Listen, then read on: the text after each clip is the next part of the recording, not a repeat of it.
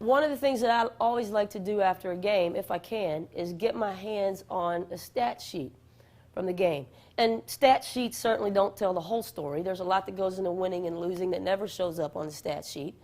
But one particular stat that I think is usually pretty telling after a game is a team's overall field goal percentage. In other words, what that team shot from the field as a team for the game. And usually, if a team has shot 60% or better for the game, that team has almost always won the game. In other words, if they've averaged sixes or better, 60% shots or better for that game, that team is almost always the winning team. And usually, not always, but usually if a team has shot 45% or less for the game, that team is usually the team that has lost the game.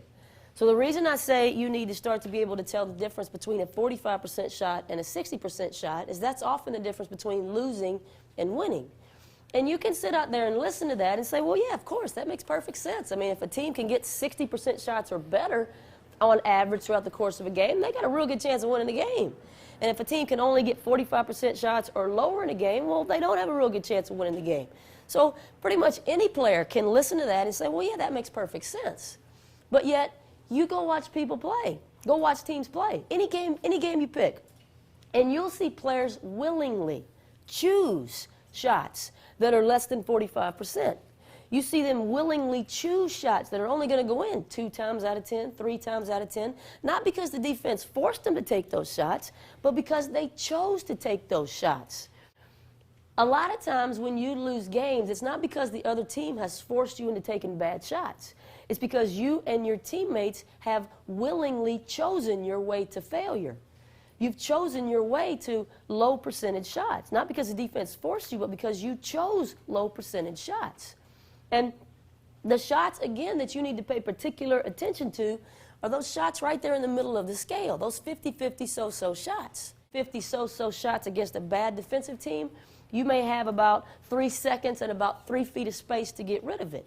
But when you take that same 50-50 so-so kind of shot against a team that's a little bit longer, a little bit quicker, a little bit better coached defensively, instead of having 3 feet to get rid of it, you might only have 1.5 feet. So you got to rush it, you got to get rid of it a little bit quicker. Those 50-50 so-so kinds of shots don't go in as often. Just like in life, when it comes to shot selection, a lot of times good is the enemy of great.